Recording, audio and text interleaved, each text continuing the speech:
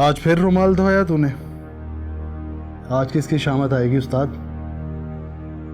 तेरी। वैसे उस्ताद, अभी तक आहत चौधरी अपनी बिल से बाहर ही नहीं निकला। निकलेगा, जरूर निकलेगा। अकबर चौधरी कब तक अपने जवान बेटे को हवेली में छुपा के रखेगा? वो बाहर भी निकलेगा और हमें मौका भी मिलेगा। बस तू अपना निशाना पक्का रख। बचपन से तू मुझे गोली चलाना सिखा रहा है उस्ताद। अब तो मेरा निशाना इतना पक्का हो गया है कि आंख बंद करके गोली चला सकता हूं।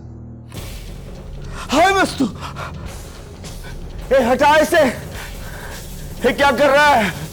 ए हटा ना। मुझ पे पिस्तौल ताल ली तूने, कमबख्त चाल लेगा मेरी। क्या उस्ताद, तू इतना डरता है मरने से?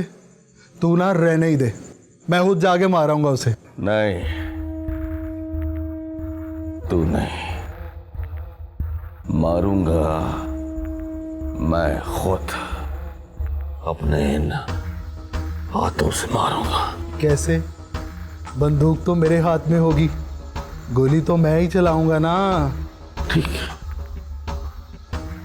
बंदूक तेरे हाथ में और गोली भी तू चलाएगा, लेकिन तू गोली उसे उस जगह मारेगा कि वो जख्मी होके मेरे कदमों में गिरेगा, और फिर मैं अपने इन हाथों से उसकी जान निकालूंगा। कैसे?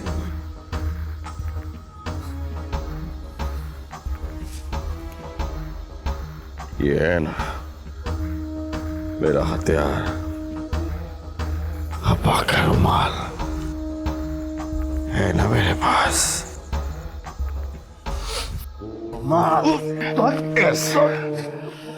क्या फर्क पड़ता है कि मुझे गोली चलानी नहीं आती, पिस्तौल चलाने से डर लगता है।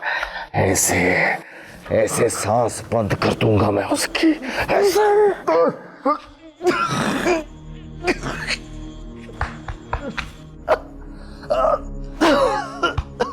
हाय मैं सदके जाऊं, ये कितना जालिम हूं मैं, है? ये सांस रोकने लगा था अपने भाई की मैं। तू तो सच में मुझे मारने लगा था। चल जा, जाके पानी पी के आ, सांस बहाल कर।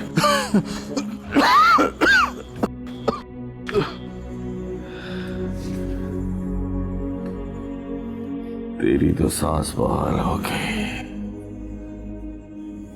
पर चौधरियों की सांस बहाल नहीं होगी।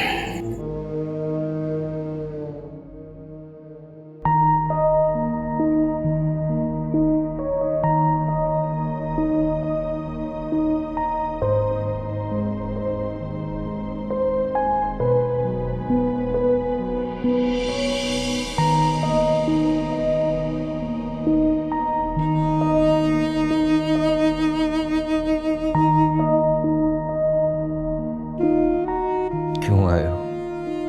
भाई साहब, मैं मेरी बदकिस्मती का तमाशा देखने आया हूं। भाई साहब, आप तो जानते हैं कि मैं बेकसूर हूं। हाँ, तुम बेकसूर हो। तुमने एक जालिम को उसके अंजाम तक पहुंचाने के लिए कानून का सहारा लिया। क्या उसी कानून से कहकर मेरे लिए इंसाफ मांग सकते हो? तुमने कभी ये सोचा कि सबसे हमारी जिंदगियां भी मुतासिर होंगी? भाई साहब, आप मेरी बात तो तुमने मेरी बात सुनी थी। मैंने तुम्हें बताया भी था कि ये सब होगा, पर तुम पर तो जुनून सवार था कि चौधरी आफ्ताब को उसके किए की सजा मिले। लेकिन उसकी सजा हमें मिली, और ये सजा हमें कानून ने नहीं दी, तुमने दी है। तुमने महरीन मर गई, मेरी जिंदगी फिर से बंजर बन गई। नाज़नीन अपने शौहर के होते हुए भी इस घर में बेवा की तरह रहेगी। और ये सब तुम्हारी जिद की वजह से हुआ है। चौधरी आफ्ताब को सिर्फ तुमने फांसी पर नहीं लटकाया है, तुमने हमें भी सूली पर लटका दिया है।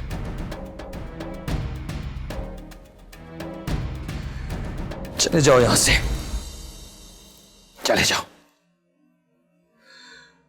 मुझे तुम्हारी शक्ल में मेरी बीवी और मेरे बच्चे का कातिल नजर आता है।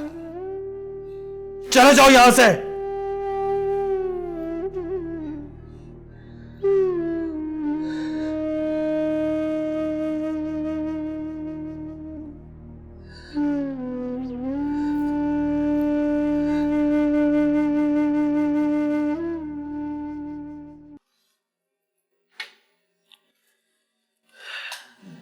देखो मानवा, अभी ये मुमकिन नहीं कि तुम यहाँ अकेली रहो। तो ठीक है, तुम आके रह लो ना आप यहाँ पर साथ। अब ऐसी क्या वजह है जिसके लिए तुम कतराओगे आने से? आके रह लो। वजह तो बहुत बड़ी है इस घर को हमेशा के लिए अल्लाह हाफिज करने की। बदनामी एक ऐसा दाग है जो एक बार लग जाए ना तो आखिरी दम तक नहीं धुलता।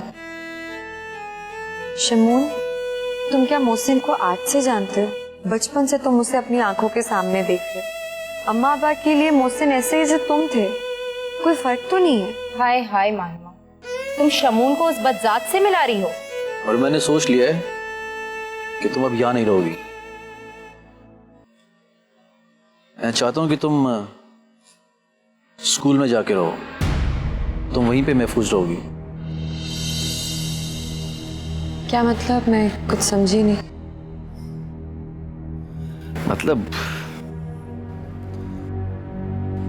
मतलब ये कि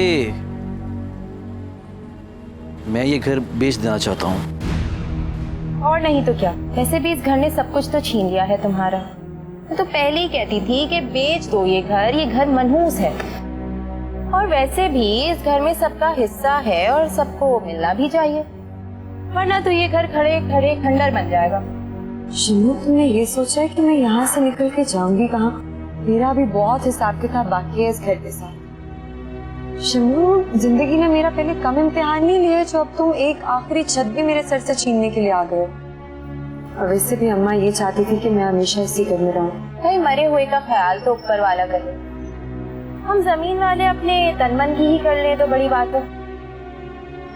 मानवा, मैं यहाँ के लोगों की जुबानों को बहुत अच्छे से समझता हूँ। तुम्हें कहीं मुंह दिखाने के काबिल नहीं छोड़ेंगे ये लोग। समझ आई मेरी बात की? अच्छा है कि हम लोग ही कोई फैसला कर लें। तुम जाकर वो स्कूल के क्वार्टरों में रहो। अच्छी कॉलोनी है, ना कोई वहाँ आएगा ना जाएगा। तुम वहाँ पे महफूज रहोगी। जब तक तो मैं जिंदा हूँ ये ख्याल अपने दिमाग से निकाल दो घर बेचने का, क्योंकि वो तो होगा नहीं। हाँ, पर जिस दिन मैं मर जाऊंगी ना, उस दिन बेशक तुम इस घर की एक एक ईंट बेच के ना अपनी इस बीवी का पेट भरते रहना। देखो, ये मेरा भी घर है, वारिस हूं मैं अपने बाप का। वारिस? तुम्हें पता भी है वारिस कहते किसे? अगर हो वारिस तो आओ रहो इस घर में साथ। तुम अपनी बीवी के वारिस हो सिर्फ। और अगर तुम्हें भूल रहे ना शमून, तुम्हें याद दिला दूं तुम्हें कि अब्बा की सबसे बड़ी बेटी मैं। इस घर पे तुम सबसे ज्यादा हक मेरा है। देख लो इसकी जबान, अपना हिस्सा याद आ गया जैसे बड़ी कुर्बानियां दी हैं। अरे मानुमा, अगर तुम्हारे माँ बाप जिंदा होते ना तो देखते कि क्या गुल खिलाए हैं तुमने, और चोटी से पकड़ के बाहर फेंकते तुम्हें।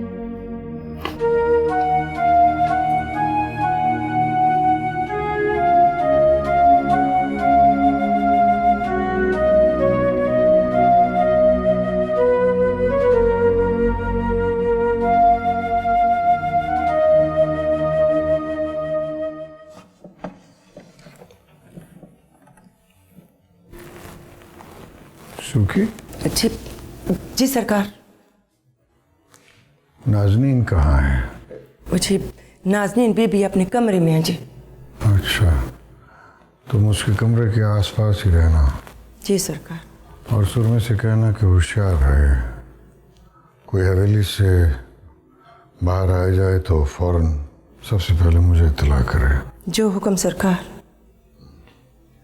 और हाँ, वो आहत को तो बिल्कुल ही हवेली से बाहर नहीं जाने देना। जी सरकार।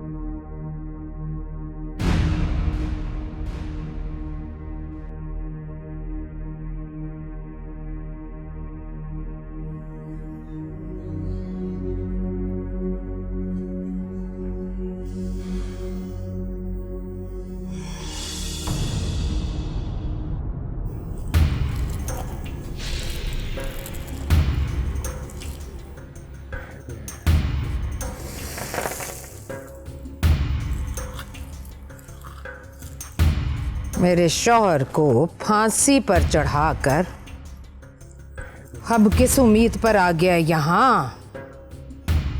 इस उम्मीद पर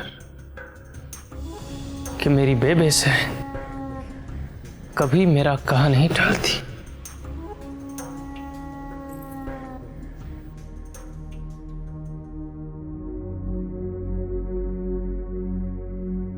मैंने हमेशा तेरी बात मानी, पर तूने एक बार, बस एक बार मेरी बात का मान नहीं रखा। सच कह रही हैं आप बेबे सहन। बहुत बड़ा गुनाह किया है मैंने आपकी बात ना मानकर। उस गुनाह की सजा मेरी बहन को दी जा रही है। मेरे भाई को मेहरीन भाभी के जनाजे को कंधा तक ना देने दिया गया तो बहुत बड़ा गुनाह किया है मैंने। मेरी बहन को इस हवेली से, उसकी बच्ची से दूर कर दिया गया तो बहुत बड़ा गुनाह किया है मैंने। उन मासूम गरीबों को इंसाफ दिलाकर बहुत बड़ा गुनाह किया है मैंने बेबे से। इंसाफ?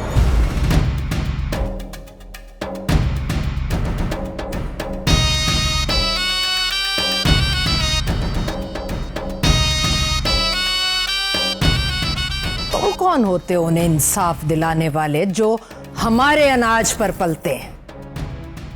तुम उन्हें इंसाफ सिखाओ ताकि वो अपनी अदालतों में आए दिन हमें सूली पर लटकाते रहें।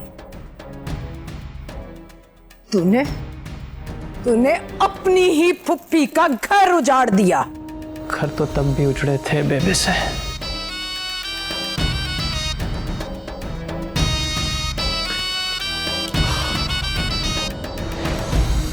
खैर छोड़िए, मैं आपके सामने खड़ा हूं।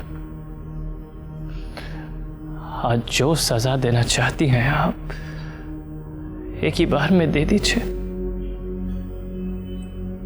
बस मेरी बहन के साथ ऐसा जुल्म मत कीजिए।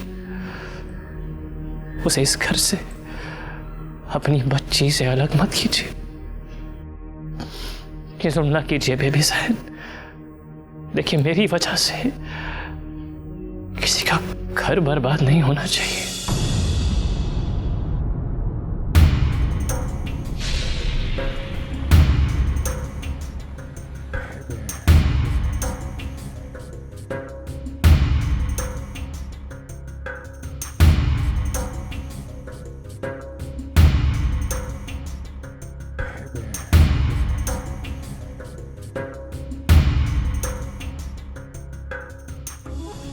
तूने मेरा घर उजाड़ दिया, तुम्हारी बहन का घर कैसे आबाद रहे?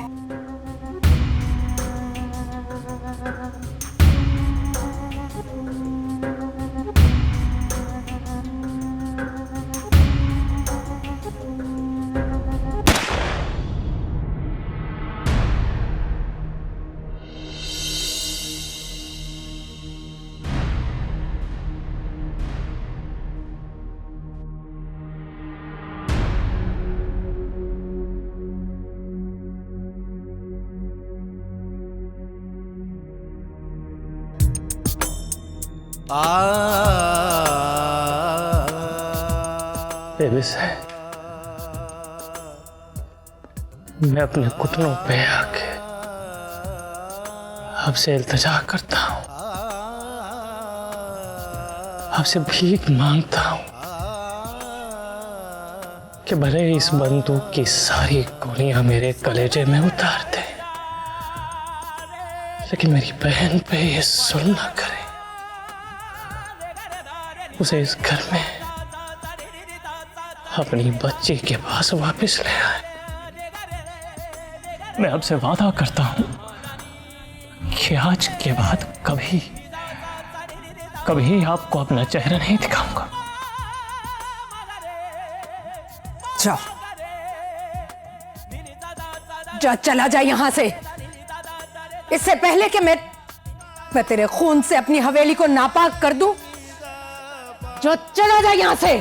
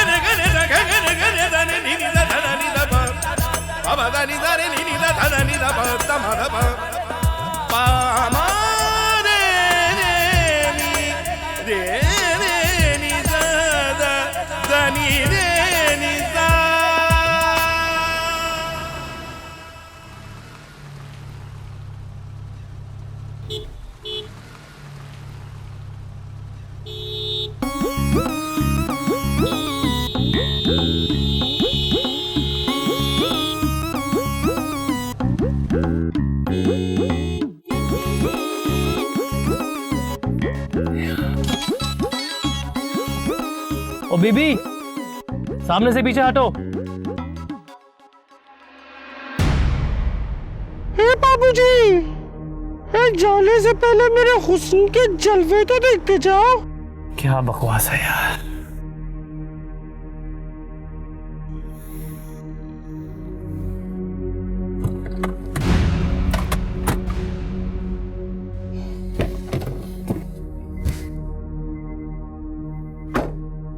सुना नहीं तुमने?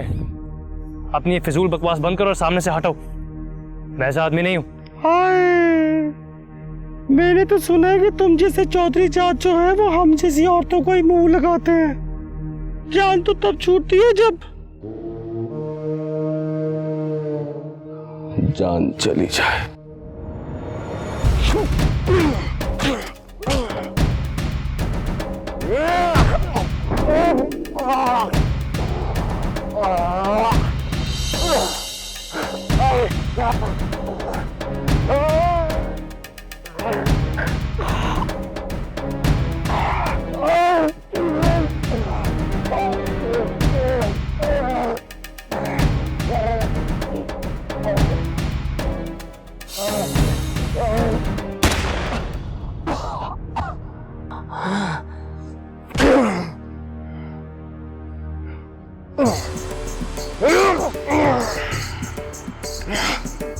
तुम जैसे तुम नहीं, हम जैसे यतीमों की जिंदगी बर्बाद की है। तुम आफ्ताब चौधरी है, तुम भी आफ्ताब चौधरी है, जिसने मेरे बाप का खून किया। खून की होली होगी तेरे खून की, जिसे देखने के लिए तुम जिंदा नहीं रहेगा। मरने से पहले एक बात याद रखना सरकार, तुझे बेबे सरकार ने नहीं, मैंने मारा तस्कीन के लिए।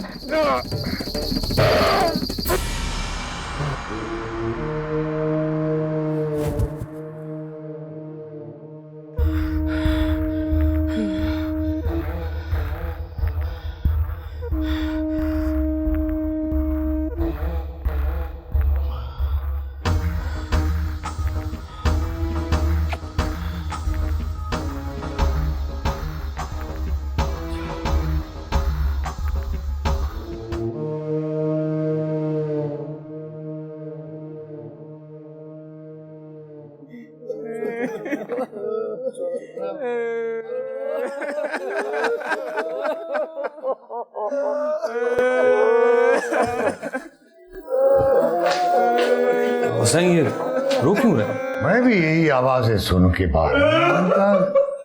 क्या हुआ शर्मा? सही छोटे सरकार हाथ बाबा को मार दिया है। झूठ बोल रहे हो तुम, क्या बकवास है सुरमा ये? सही छोटे सरकार में शहर की हवेली गए थे। कहाँ है मेरा हाथ? कहाँ है मेरा पौत्र? मेरा पौत्र कहाँ है?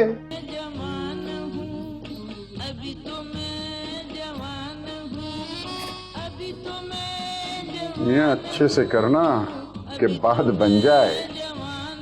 जी जी मौलवी साहब, कोशिश करते हैं। कोशिश करने ही तो मैं जा रहा हूँ। तुम मेहनत करो, मेहनत, ताकि मेरी कोशिश कामयाब हो जाए।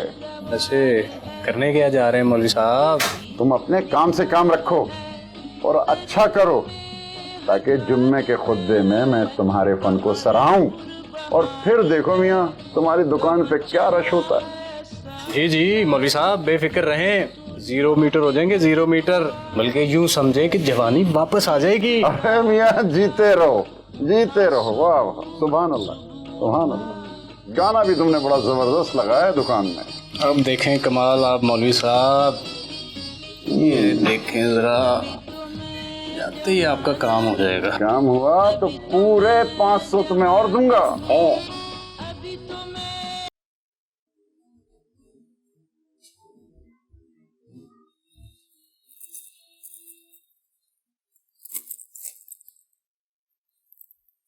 तेरे चेहरे की हवाइयां क्यों उड़ी हैं लाली? कुछ नहीं। कुछ तो है जो तेरी बेचैनी का सबब है। बेबे सरकार, पता नहीं क्यों दिल पर बड़ा बोझ सा लग रहा है।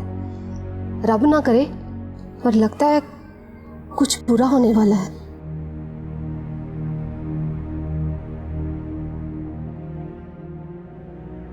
सोगवारी की हवा चल पड़ी है जन्नतगढ़ में। खुदा खैर करे ये हवा इस हवेली का रुख ना करे। जवान बेटी और शौहर की मौत का गम ही बहुत है जिंदगी भर रुलाने के लिए। बेबे सरकार, क्या हुआ है बशीरा? वो आपका भतीजा आहा चौधरी। कुछ नहीं लगता मेरा, अकबर चौधरी का बेटा है बस। क्या हुआ है उसे? वो आपके खेतों में से उसकी लाश मिली है।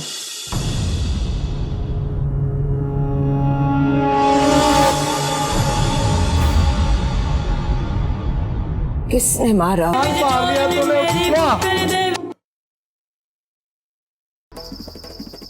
ए अम्मा, ए मेरी प्यारी अम्मा, मेरी राज दुलारी अम्मा, ए अम्मा, अम्मा आज तेरा की बात बहुत खुश है। क्यों क्यों खुश है तू गैबात? किसी का बेटा भाई भतीजा मरा है।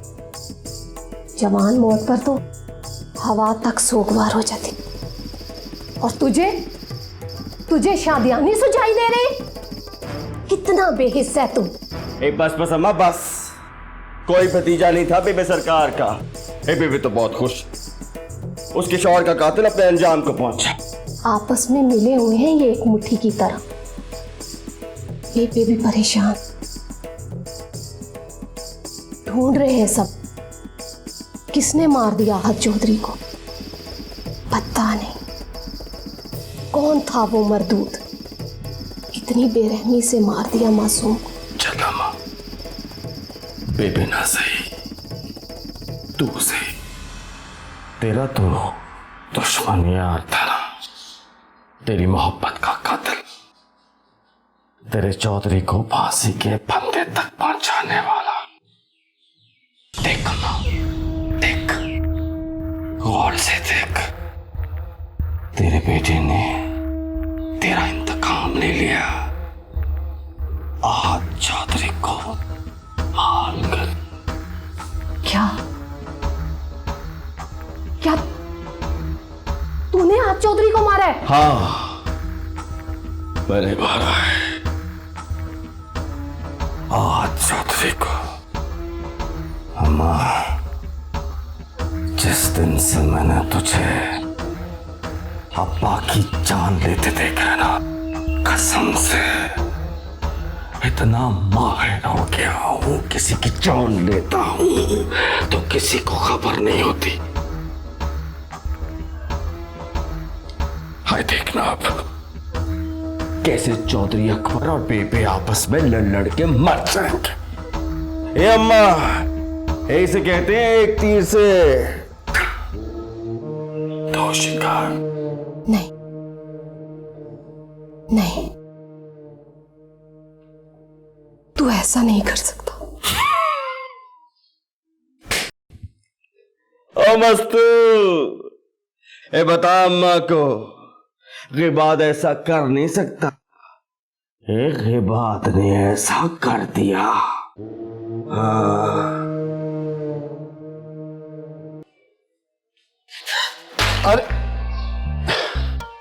अरे मनुमा, इतना क्यों डर गई? मैं हूं मौलवी साहब। आप यहाँ कैसे? अरे दरवाजे से आया हूं। जाते वक्त तुम्हारी सहेली दरवाजा खुला छोड़ गई। मैंने सोचा खैरियत मालूम कर लूं। अब कई दिनों से तुम बाहर भी तो नहीं आई। और भूल जाओ, वो वाकया गुजर गया। तुम्हारी इज्जत मुझे बहुत प्यारी थी और वो मैंने उस गलीज नजर वाले से बचा भी ली। आप यहाँ पर आए क्यों हैं? बड़े मान के साथ आया हूं।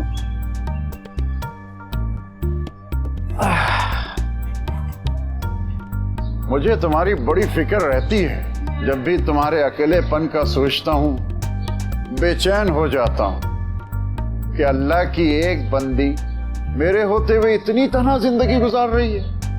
यहां आके बैठो मेरे पास, आओ।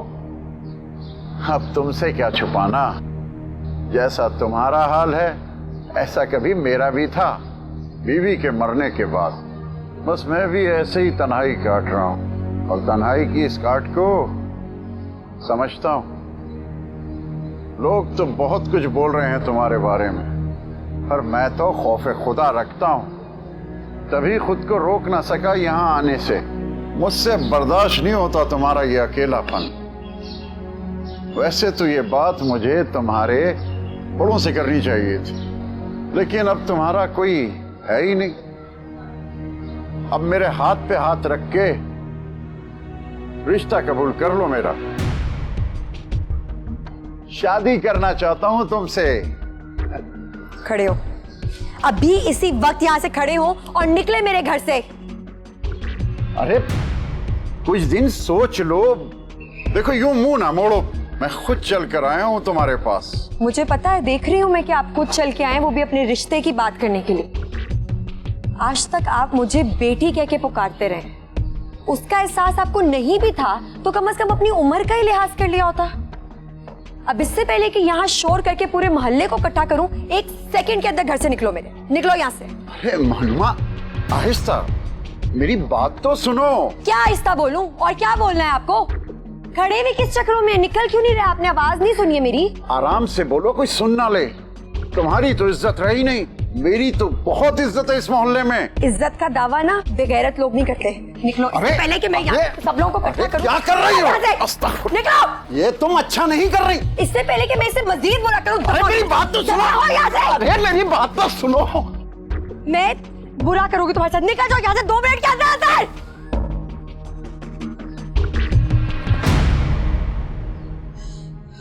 मैं क्या करूं सबको, मैं क्या करूं?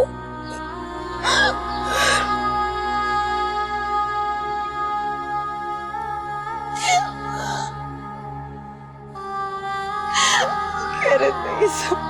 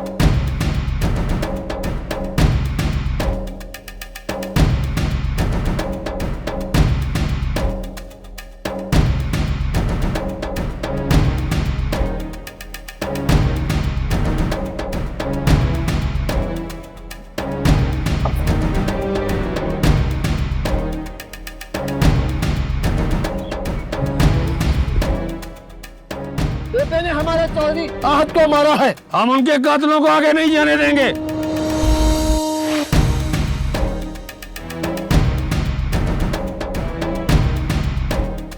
मामा सही से मिलने चले जाओ सरकार। ये जाले जान लेने और देने के लिए तैयार खड़े हैं।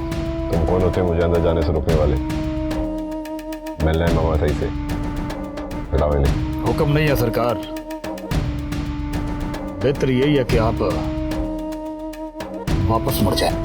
इतला करो अंदर चौधरी साजिदा है, समझे? जाओ।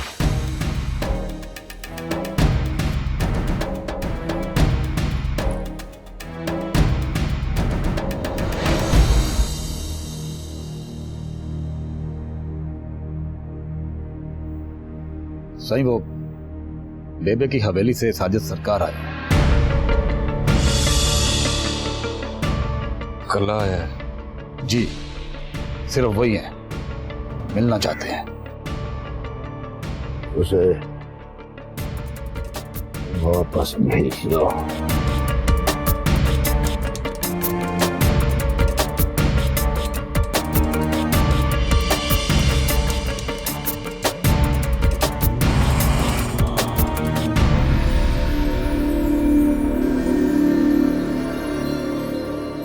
हुक्म नहीं है, वड्डे साई ने अंदर आने से सख्ती से मना किया है।